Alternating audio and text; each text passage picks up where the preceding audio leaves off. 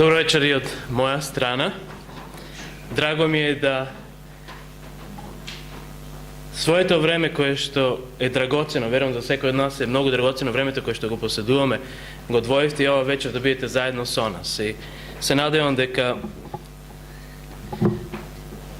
времето кое што ќе го имаме пред нас ќе биде на добри информации и на благослов на секого од нас. Го чувте текстот кој што го имаме ова вечер пред нас за проучавање и за размислување. И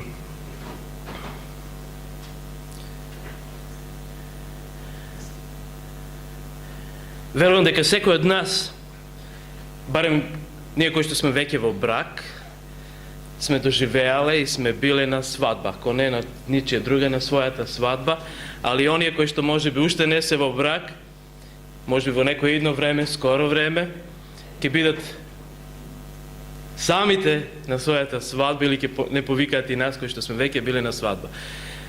Дали сакате да примите канало, така го велат кај покана? Океј. Немајте да ми замерите, затоа што мојата сопруга е од Битола, јас сум Штипјанец по раѓање, иначе по националност сум југословен, се третирам затоа што сум тешка мешавина. Така да битолскиот јазик ми е многу поблизок, затоа што, знаете, поубавата страна е од таа страна, така да попримив малку повеќе, али не е тоа проблем. Значи, покана. Дали сакате да примите покана за да бидете на свадба? Има ли некој кој што не сака да прими покана? Ја верувам дека нема, дека секој од нас сака да прими покана и сака да биде присутен на свадба. За време на нашето живење во Англија, додека бевме, ова е свадбата на која што јас бев присутен. Може би нема да ме препознаете. Гледав многу свадби. Вака оддалеку, не бев поканет ни на една, али ги гледав оддалеку и имат интересни обичаи. Англичаните, кога се венчаваат, барем машкиот пол, мора да имаат фрак, значи посебно дело, мора да имаат и цилиндър да носат. Веќе младите, како и нашите млади тука исто така се облекуваат. И свадба да направите во Англија, треба да имате стварно добар джеб, длабок джеб, за да дадете пари за да направите една таква свадба. Кај нас какви се свадбите? Многу добро знаеме како изгледат нашите свадби и колку се троши на нашите свадби. И кога ќе разговарате со англичаните, имавме прилика да разговараме со англичаните, и во една прилика кога им спомнавме дека ние на нашата свадба имавме помеѓу 100, 120 покани или званици или луѓе кои што беа присутни, знаете што помислија? Вие сте толку богати кога сте можеле толку луѓе да имате на вашата свадба. Зошто? Затоа што гледат од перспектива која што тие имаат. На нивната свадба вие можете да повикате 20, 30, 50 души максимум, можда, ако имате длабок джеп и за тоа. И гледајќи од таа перспектива, значи од своја перспектива, тие мислат дека ние сме многу богати затоа што имаме толку луѓе кои што доаѓаат на нашите свадби. Друго нешто што можам да кажам дека нашите свадби, барем на подречјето на Балкан, на бивша Југославија, се побогати. Луѓето некако можат поубаво да уживаат во свадбите и да се разонодат на свадбите и да се опуштат на свадбите и да се веселат на тие свадби. Свадба која што ја чувме сега, текстот кој што стои пред нас, не е обична свадба. Може би некој ќе помисли, Јован, ете запишал една случка, еден настан кој што се случил во она време, кога Исус живеел, значи пред 21 век, и ќе речете, па што има посебно во овој текст? Али ја верувам дека овој текст изобилува со едно огромно богатство. Ке видите вечера, барем за мене беше едно големо откритие кога го проучавав овој текст.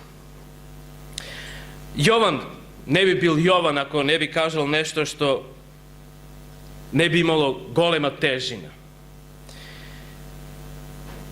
И Јован не би бил, може би, еден од најголемите теолози да не го запишал оно што ние денеска го имаме пред нас. Drugo nešto što sakam da spomnam, mislim da je mnogo važno. Neodavno na internet, može bi nekoj od vas i go imat videno toj tekst, za Maša Gasen. Ne znam koliko od vas go čita to. LGB aktivistka. Veli, našата krajна цел е да се разори и уништи семејството. Овде не се работи за правата на хомосексуалците да стапат во брак, туку институцијата, бракот како таква, односно семејството, да биде демонтирано. Замислите го сега овој израз, демонтирано. Маша Гасен била новинарка и руска писателка, иначе директорка на руското издание Радио Слободна Европа. Та вели дека борбата на ЛГБ заедницата не е насочена на правото на склучување на брак или посвојување на децата, туку како што вели целта е целосно демонтажа на семејството.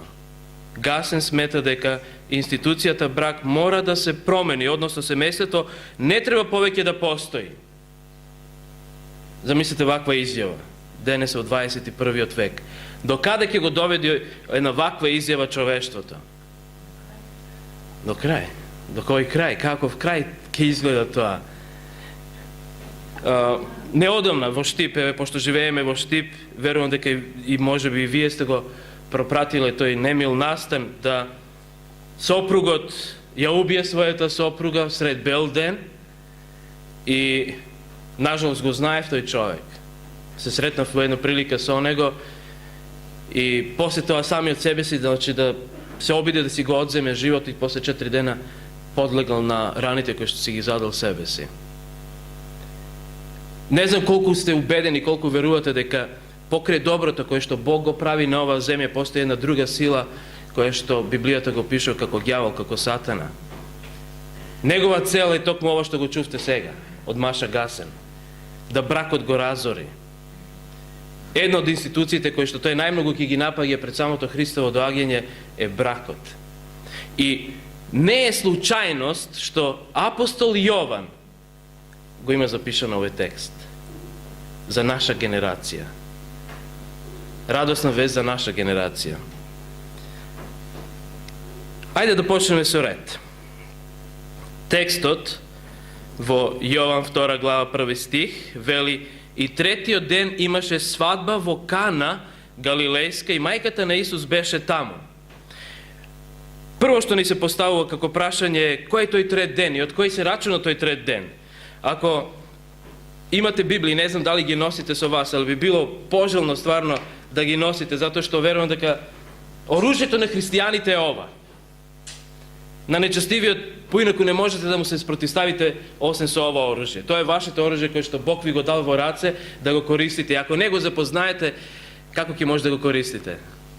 Вие машките кои што имате служено војска, колку пати имате расклопено пушката да познаете за да можете да ракувате со неа.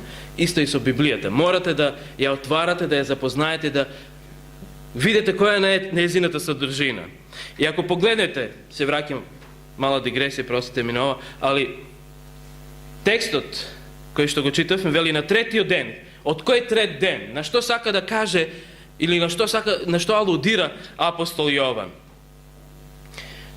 Првото поглавие, ако го гледате, ќе видите дека во 29-тиот, во 35-тиот стих и 43-тиот стих се спомнуваат следните збори. Вели, на другиот ден го виде Јован Исуса како доаѓа кај него и рече: еве го јагмето Боже, кое ги зеде гревовите на светот врз себе. Овде е еден ден се спомнува, лели, на другиот ден. Имате следен текст во 35-тиот стих кој што вели: а на другиот ден пак стоеше Јован и двајцата од неговите ученици. И трето спомнување во 43-тиот стих вели: на другиот ден Исус намисли да отиде во Галилеја и го најде Филип, па му рече: тргни по мене. Најверојатно Јован сака да каже дека од овој последен настан, кога Исус се сретнал со Филип и кога го повикал тргни по мене, се рачуна тој трет ден. И кој би тоа ден можело да биде? Според оно што традицијата, еврејската традиција или Мишна, нивната книга која што зборува за рабинските традиции, стои дека свадбите најчесто се одржувале во среда. И ако овој трет ден, кога Исус Христос го повикал Филип е понеделник, тогаш знаеме кој е трет ден од понеделник. Среда. Значи, најверојатно, предпоставка е ова, значи немаме факти за кои што би можеле кажеме така е и не може поинаку да биде. Али ова е една предпоставка која што еве ја изнесуваме дека најверојатно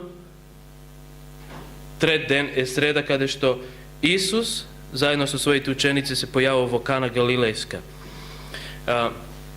Во текстот вели дека на оваа свадба била поканата мајката на Исус. Сега постојат разни шпекулации, да кажеме, ајде, на тој начин. Кои се тие домаќини на чија свадба биле поканете мајката на Исус, а и Исус заедно? Јосиф Флавије, кој што ја напишал книгата на јудејски старини, пишува дека постои голема можност дека Саломија или Салома, мајката на Јован, била сестра на Марија. И по таа теорија ние немаме некои сигурни историски докази, податоци. Исус и Јован тогаш би били некои братучеди по оваа линија.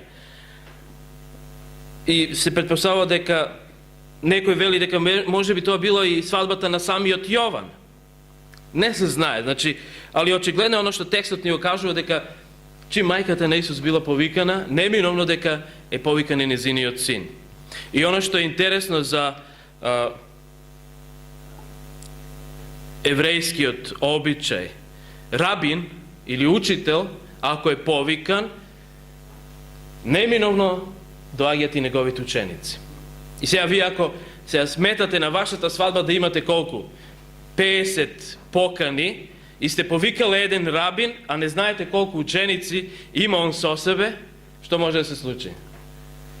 Да наместо имате 50 и особи на вашата свадба да се случи да имате 50, 60 и 20 или може и повеќе. Исус, значи, дошол заедно со своите ученици на оваа свадба. И се случило тоа што го имаме во текстот. А кога приврши виното, му рече мајка му на Исус, им снема вино. Од наша денешна перспектива, ние не гледаме никаков проблем. Ако снема нешто, што? Ќе отидеме до продавницата и ќе купиме. 24 часа има и продавници кои што и денеска работат. Тинекс, не знам, кои продавници се овде супермаркети кои што ги имате во вашиот град.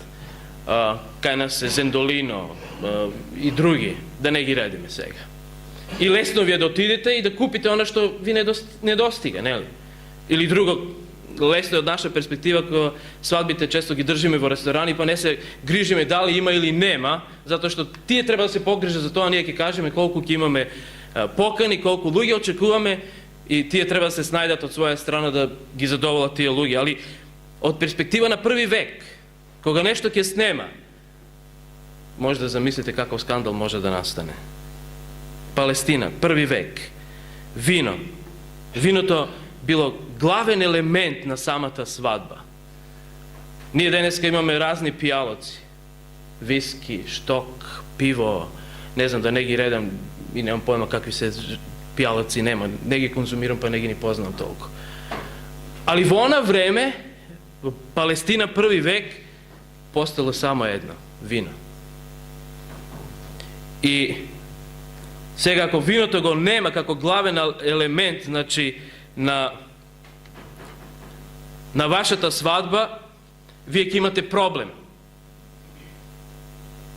И овој проблем кој што се појавил, мајка му на Исуса Христа доаѓа кај него и му вели дека немаат вино. Уште нешто, една мала дигресија, дека Палестина е позната како производител на едно од најквалитетните грозија на таа територија. И зборот кој што се користи во овој текст за вино на грчки вели оинос. Овој текст може би за некого од нас ништо и не значи, али Ovaj збор не ни дава за право да ние можеме да кажеме дека е тоа 100% алкохолно вино или да кажеме дека 100% е само гроздов сок. Значи, текстот не е така експлицитен за да ни каже за какво вино. Таков е изразот, таков е преводот кај нас, али ја повише сакам да кажем гроздов сок се однесува овде. Меѓутоа, имаме доволно докази во Светото писмо кое што ни зборува дека самиот Бог е против алкохолот.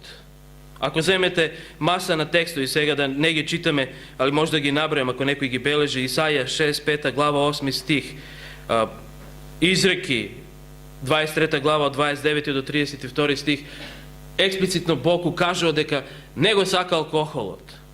Зашто? Ако погледнете денеска, кој е најголем кривец на несреќите кои што се случуваат на оваа наша планета? Никој друг него алкохолот. Сообраќајки, немири, неслуги во семејствата, во фамилиите. Дури општеството се бори против алкохол, али гледате дека денеска ѓаволот удира на таа страна кај човекот, на таа мана, да тој порок да го шири. Зашто верувам дека, јас лично сум убеден дека овој текст кажува дека виното или гроздовиот сок е безалкохолно вино. Прашање кое што може да си го поставиме, дали во тоа време луѓето знаеле да во Палестина произведат да направат безалкохолно вино? Археологијата ни потврдила дека тие знаеле да направат безалкохолно вино. И ја можам да ви кажам два начина кои што ми се познати мене дека во тоа време тие произведувале безалкохолно вино. Прво, дека го вареле виното се додека не се згусне таа маса. Кога ќе се згусне доволно таа маса, го ставале во земјани садови и подосна тие земјани садови ги покривале, значи виното го прикривале, или гроздовиот сок кој што веќе не е ни алкохол, покривале со 2 до 3 прсти маслиново масло. И на тој начин гроздовиот сок кој што стои во тој земјан сад, во ќупови, како го да го наречете, може да стои по 2, 3, 4, 5 години. Друг начин на кој што можело да се направи безалкохолно вино е да истиот тој сок кој што се изрие до таков степен да стане како желатинска маса. И вие може да го складирате, да го чувате.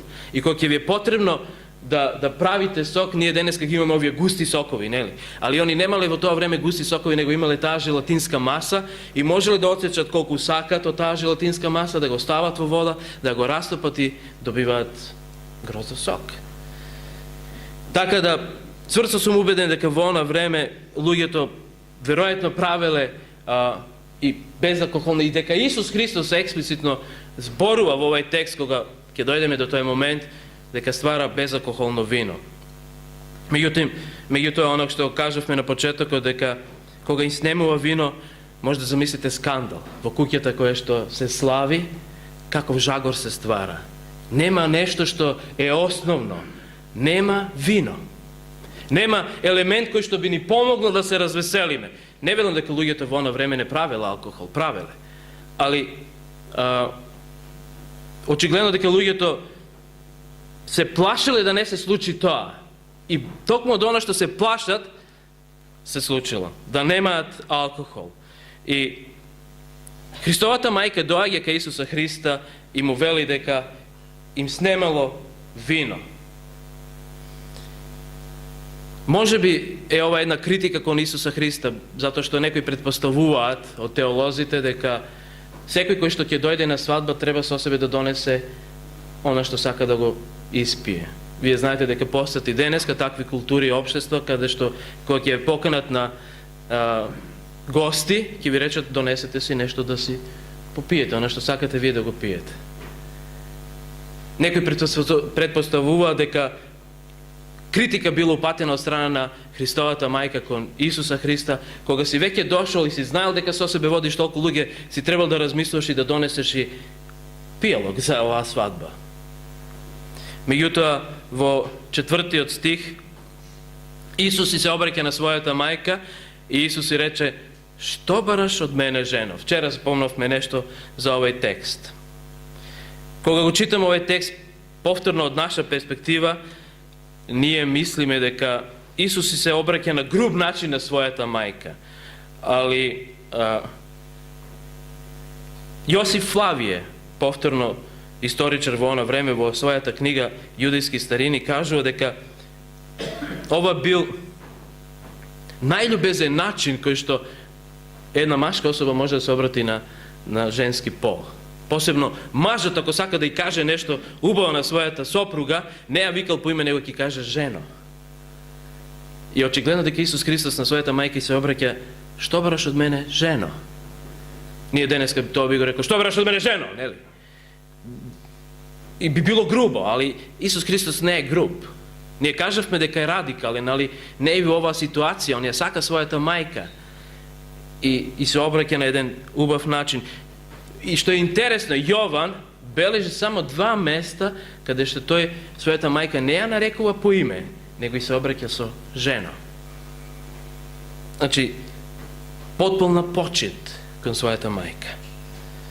И оно што е интересно, да Исус Христос го кажува следното: уште не дошол мојот час. Вчера исто така нешто малце спомнавме за тоа.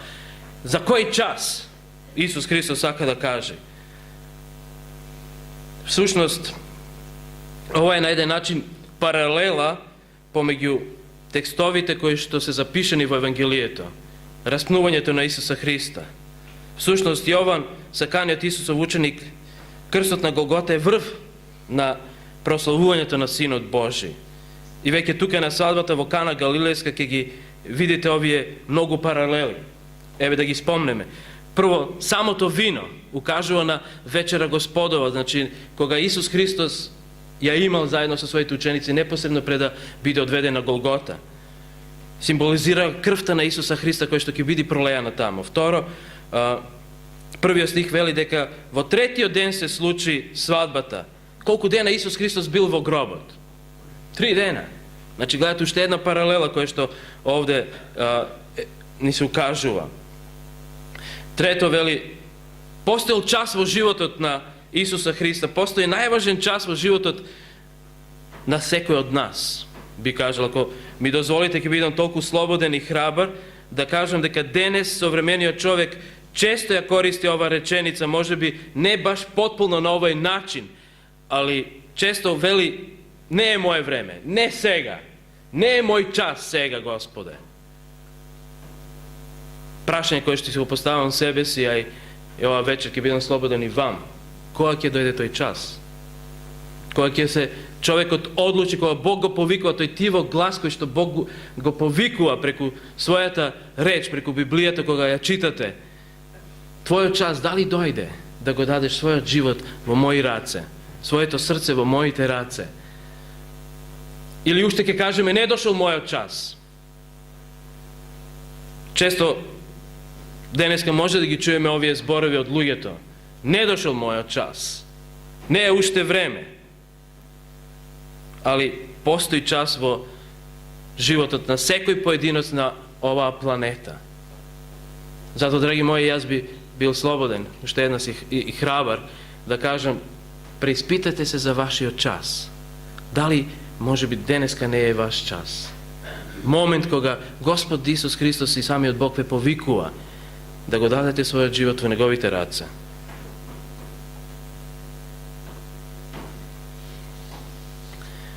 И тогаш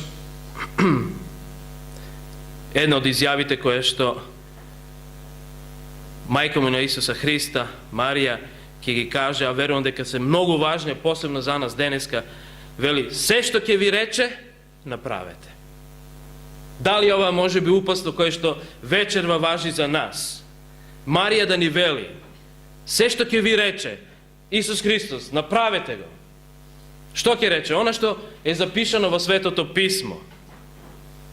Се што ќе ви рече, направете. Затоа што тежината на неговите зборови е голема. Одговорноста е и на наша страна. Дали ќе послушаме овие совети кои што ни стојат во Светото Писмо? Ако Марија ни вели: се што ќе ви рече Исус Христос, направете го, Ako ne го правиме, како тогаш можеме да кажеме дека сме христијани? Простете ми што сум вако отворен, али мислам дека е редно време да се отворено зборува и да се кажува и да секој од нас понособ се преиспита. Ако сум христијанин, а Библијата ми вели што треба да правам, а не го правам, тогаш ова што го Марија кажува, и јас не сум го послушал. А таа вели, се што ќе ви рече, послушајте го. Затоа што е важно, многу важно. И во 6 стих вели, а таму имаше 6 камени садови за вода поставени за миење. Бројот 6 или 666. Знаете кој е број? Број на човекот. И не само број на човекот, него тоа е број кој ги представува ѓаволските сили на овој свет, кои стојат наспроти Бога и Неговото царство. Значи, 666 по својата друга книга во Откровение или Апокалипса на Јован се спомнува бројот кој ги представува овоземските или демонските сили на овој свет, кои стојат спротивно од Бога. А тука на свадбата во Кана Галилејска биле 6 камени садови. Интересно дека историчарите велат дека секој од нив овој сад можел да се одржи измеѓу 90 и 130 литри вода. И вие сега помножете, значи колку имате тука, измеѓу 500 до 780 литри вода. Немаат вино, главен елемент на свадбата, а имаат во изобилство вода. Зашто служело овие садови? Поставени за миење, каже, вели текстот. Дали може би овие садови се уште една порака за нас денес? Дали сме може би ние тие садови кои што се празни, се исполнети со вода, наместо да бидат исполнети со што? Со вино или со Христовата крв, која што треба да ги измие нашите гревови. Може би момент кога треба секој од нас да се праша. Дали сум јас празен сад? Дали сум му дозволил на Бога да го исполни мојот сад, за да можам да живеам живот кој што Бог од мене го очекува, кој што е запишан во Светото Писмо, како треба да го живеам?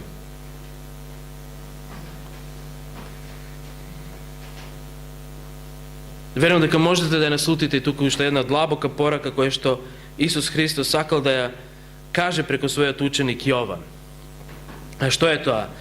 Јас би сакал да ја читам некои текстови кои што се запишани во Евангелието по Марко, во 7 глава, од 2 до 9 стих, и вели вака.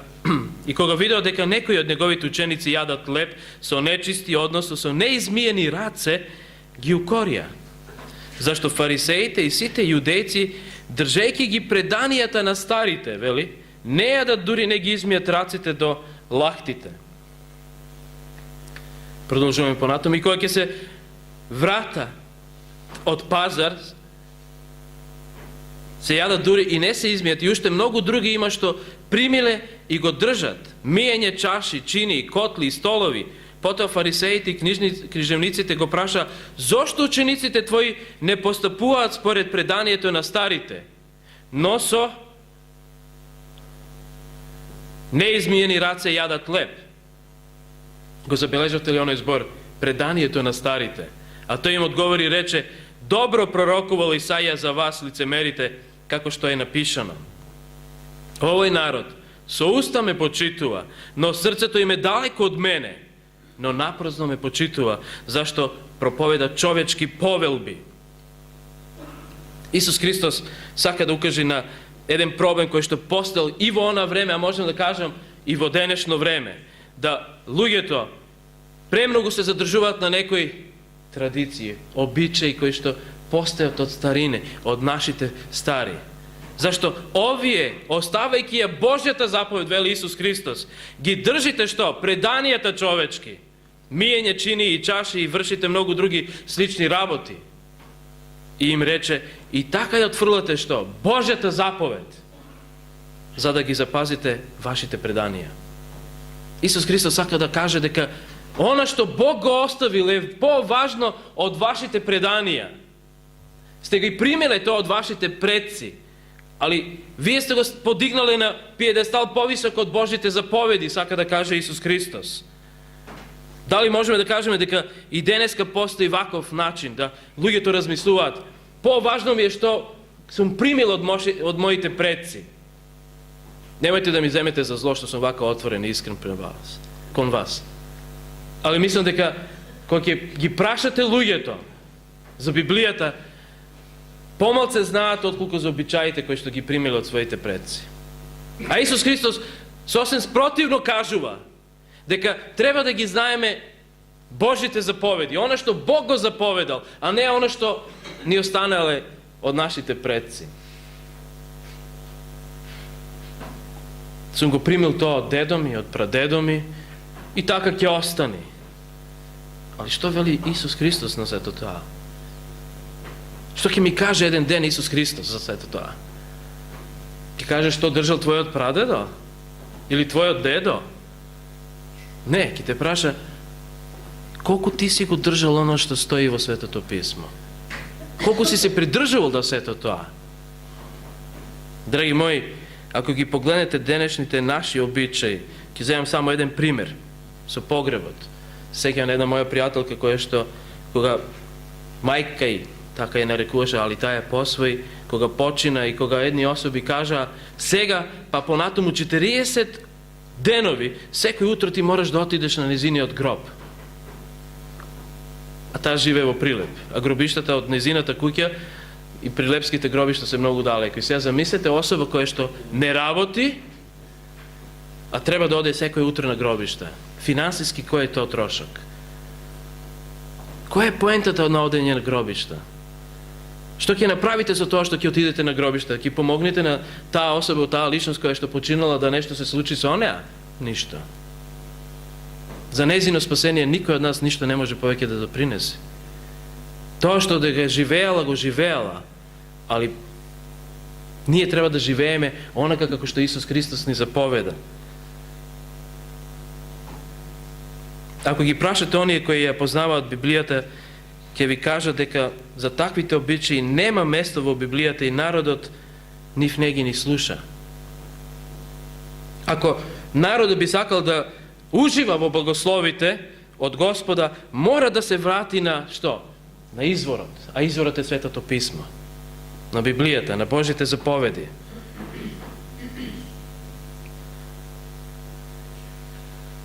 И вели, зашто Мојсе рече, почитувај го татка си и мајка си. И кој ќе го злослови таткото свој или мајка си со смрт да се казни. А вие велите, ако некој каже на татка си или на мајка си, она со која би можел да те издржувам е корбан или корван, односно прилоке, тогаш таквиот не го оставате веќе ништо да стори за својот татко или за својата мајка, престапувајќи го Словото Божие со вашето предание што сте го предале вие. Многу такви слични работи вршите, каже вели Исус Христос. Значи, имале обичај во она време луѓето, кој е? Корван или корбан е зборот кога помладиот син или наследник на куќата можел да го каже тоа уште дека неговите родители биле живи. И кога ќе го каже тоа пред свештеникот, тоа значи дека после неговата смрт имотот припаѓа на црквата. А со родителите можел да прави што сака, па дури и на улица да ги истера. И замислете сега, свештениците во она време ги охрабрувале младите да се однесуваат вака кон своите родители. А Исус Христос вели во петата заповед што? Сакај ги своите родители. За да се продолжат деновите на оваа земја. Каде е тука љубовта кон родителите?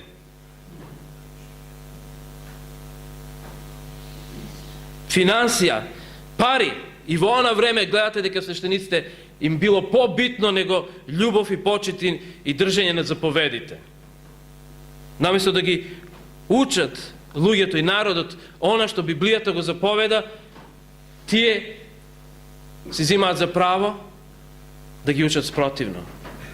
Кажете нешто што нам ќе ни одговара и од што ние ќе имаме корист подоцна.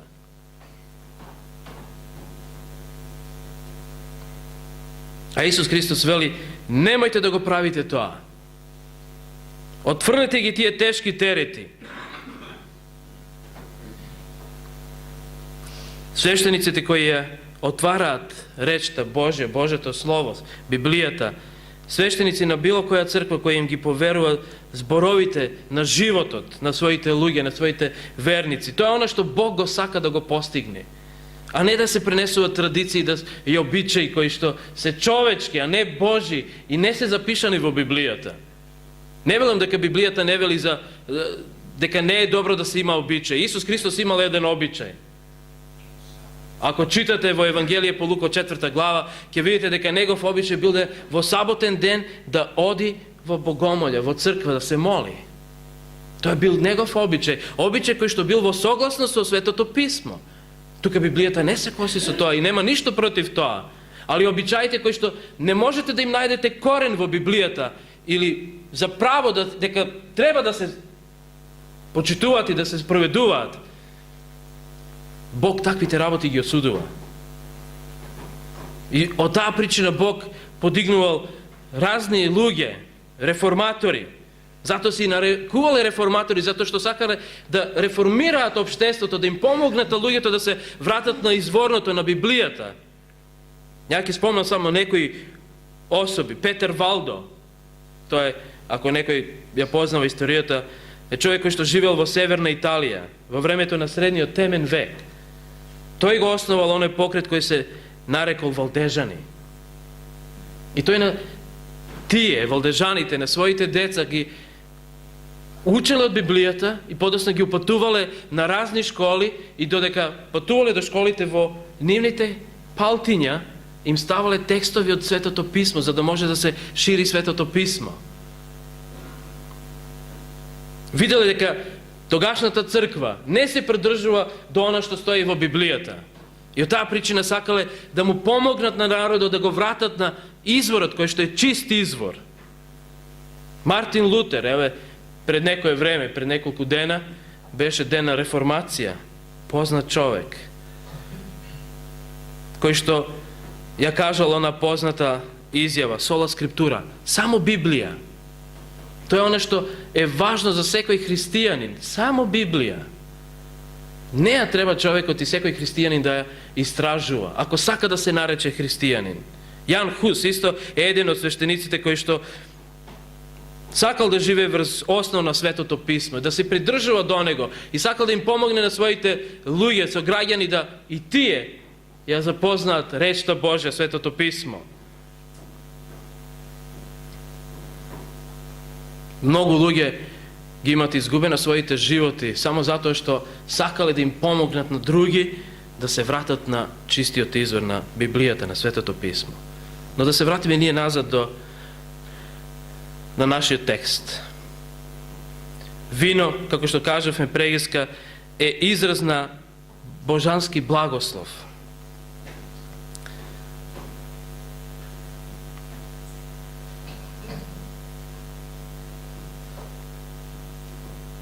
Исус им рече, наполнете ги садовите со вода. И тие ги наполнија до горе, па им кажа, нацрпете сега и однесете му на старосватот. И му однесоа. Старосватот на оваа свадба ги представува верските водачи. И ако приметете, ќе видите дека старосватот со својата изјава што вели? А кога вкуси старосватот од виното што беше станало од вода, текстот, тој не знаеше од каде е. Интересно, замислете, старосватот кој што представува религијските личности, видните личности, докторите на теологија во она време, не знае од каде доаѓа ова вино. Што значи тоа? Дека не е запознат со проблемите. А старосватот играл главна улога на таа свадба. Тој требал да се грижи се да има колку што е потребно. А тој ни не осетил дека нешто се случило. И вели, тој не знаеше од каде е. И гледате сега текстот што вели Јован. Но слугите, обичниот народ, знае подобро од свештениците. Што ја беја донеле водата, знаеа, тој го повика младоженецот, вели текстот. Значи, овие луѓе подобро знаат отколку старосватот. Зашто? Затоа што биле учесници. Дозволиле да Исус Христос им ја покаже својата и сила, и моќ, и чудо, како што ќе кажеме подоцна во текстот. Старосватот не знае, ќе видиме и утре вечер, Никодим исто така не знае, иако е доктор по теологија, по Божиот закон. А Господ, вели на едно место во Библијата, знае дури ги избрал и влакната на нашата глава. Гледайте колку Бог е заинтересиран за секоја личност на оваа планета. Во детаљ не познава. Вчера спомнавме дека на Бога нема и потребно некој да сведочи за некого. Еве текстот во Јован, 24 стих. Но самиот Исус не им се доверуваше, бидејќи ги познаваше сите. И немаше потреба никој да му сведочи за човекот, бидејќи самиот знаеше што има во човекот, вели Јован. На Исуса Христа се му е познато. За него немај потребно некој да му донесе информација за друга личност. А старосватот кој што требал да се грижи за свадбата и за честа на младожењата и младата, не знае дека имаат проблем. Дека садовите се празни.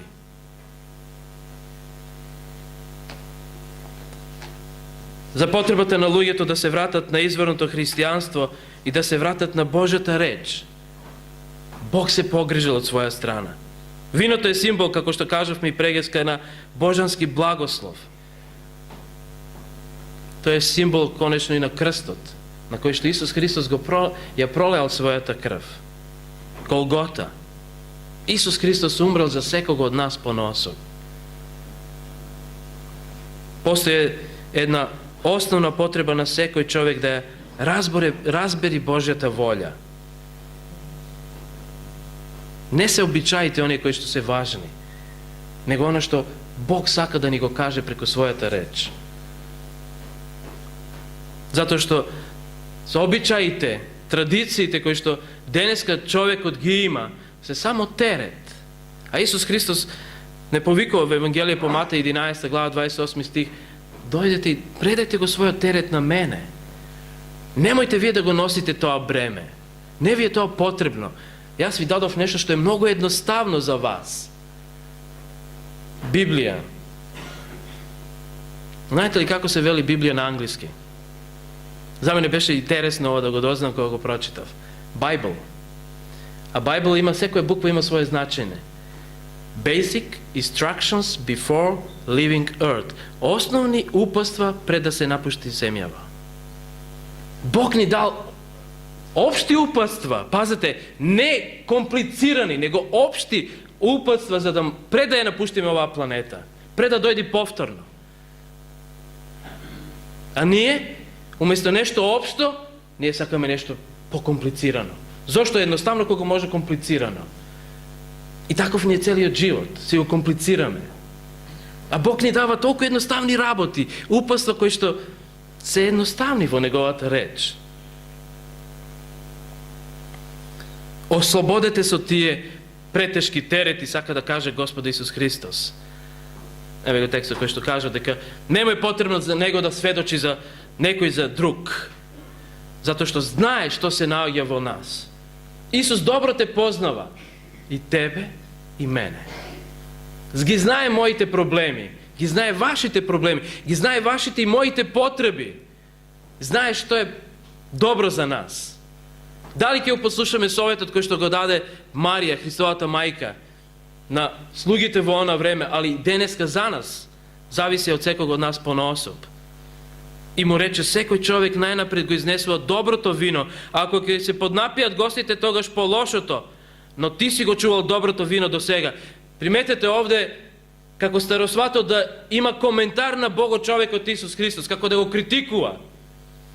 Не знае, а од друга страна критикува. Си го чувал, најдоброто вино до сега. Сите го дават прво најдоброто, после оно што е лошо. Ти си го направил обратно. Всушност не знае дека е тоа благослов кој што Исус Христос го направил. Друго нешто што сакам да кажам. Дали овој човек, ако бил пијан, би дал ваква изјава?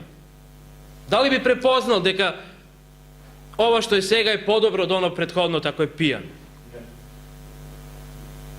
Сум бил неколку пати пред да почнам да станам христијанин пијан. И да ви кажем искрено, тоа е лошо искуство. Барем за мене. Во една прилика се напив шток, ми се вртеше целата соба и мислев кога ли ќе престане да се врти. Ужас. Зошто ми е потребно тоа негативно искуство на човекот? Да бил пијан, старосватот не би можел да даде ваква изјава и ваков коментар. Очигледно дека не се напил. Немало доволно вино да се напие и сега, кога го пробал гроздовиот сок, кој што Исус Христос го направил од вода, препознал дека е нешто добро. Многу по-квалитетно, по-добро од она поранешното. Така направи Исус почеток на своите чуда. Интересен е текстот, вели семеја, знак во Кана Галилејска и ја покажа славата своја и учениците негови поверуваа во него. Знак за да се поверува. Драги мои, дали ова вечера беше и знак за нас да поверуваме во Исуса Христа, во живиот Бог? Дека Исус Христос не е мртов.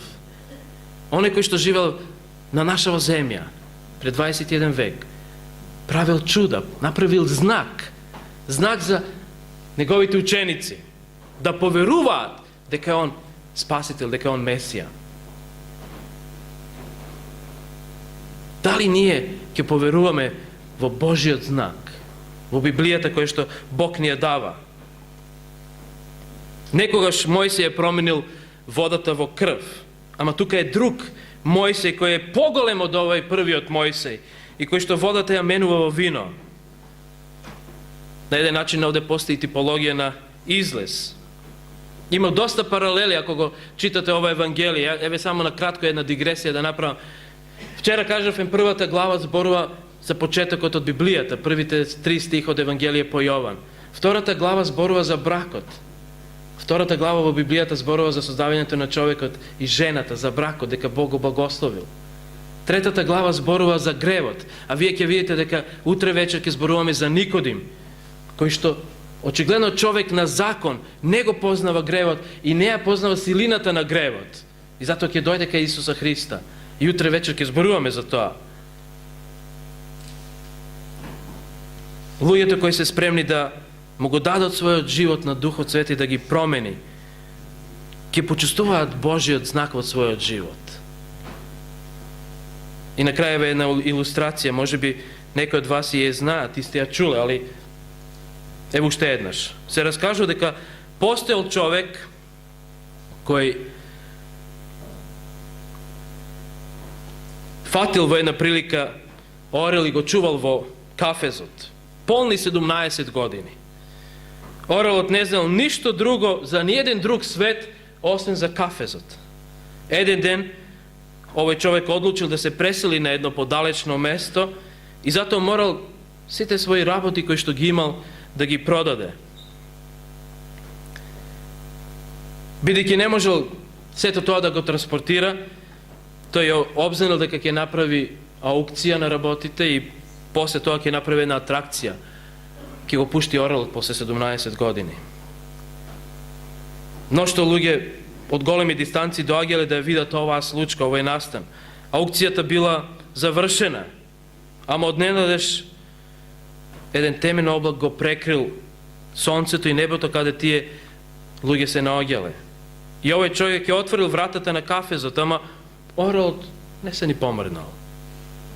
Неговиот господар го повикал, орелот не реагирал. Конечно господарот не издржал, го грабнал орелот со рацете и го фрлил во висините. Ама после 17 години орелот само за момент ги расширил своите крилја и нежно се спуштил, се вратил назад. Човекот бил збунет. Толпата била збунета. А тогаш во еден момент, вели овој писател, одненадеж низ облаците се провнал еден зрак од сонцето директно до острото око на орелот. Кога орелот го здогледал сонцето, ги расширил своите крилја и се вивнал во височините кон сонцето како некој магнет. Драги мои браќа и сестри христијани, кога ние ќе догледаме вистинската светлост која доаѓа од Исуса Христа, бидејќи тој самиот за себе вели дека он е вистинско светло, виделина на овој свет. Дури тогаш можеме да ги напуштиме своите кафези, можеме да го напуштиме цементот кој што се забетонирал околу нас, традициите, обичаите кои што, еве кажав ми прегаска, не се по Божја волја. Христос веќе првиот век до денешен ден ги повикува луѓето да својата верска пракса ја ускладат со вечните Божји зборови кои што ги имаме во Библијата. Дали ние тоа ќе го направиме? Дали ќе му дозволиме на Светото Писмо, на Библијата, да го промени нашиот живот? Дали ќе дозволиме да знаците кои што се наоѓаат во неа, ни прозборот и на нашето срце? Зависи на секого од вас понаособ. Вие одлучувате за вашите животи. Моја желба и молитва пред Бога е да секој од вас одлучи на позитивно. Да ги слуша советите кои што се запишани во Библијата. Затоа што и Господото срце ќе биде зарадувано. Јас би ја повикал да станеме, да упатиме молитва, а утре вечер да повторно бидеме овде заедно, кога ќе размислуваме за ноќната посета. Повикајте ги вашите пријатели и непријатели да дојдат на ова место и да тие може да чуат Божјата реч. Би ја повикал да станеме и да упатиме молитва.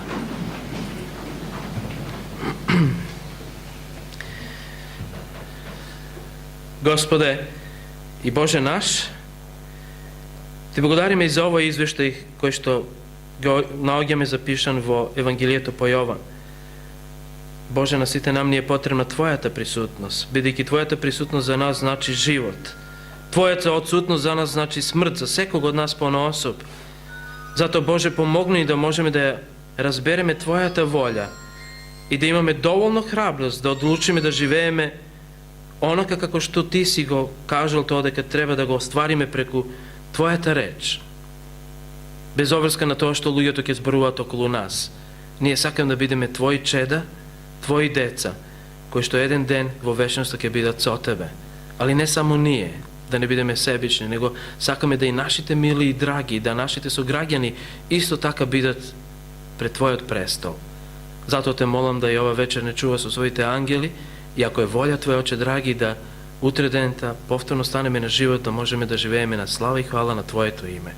Се тоа Те помолихме во името на нашиот Господ и Спасител Исус Христос. Амин.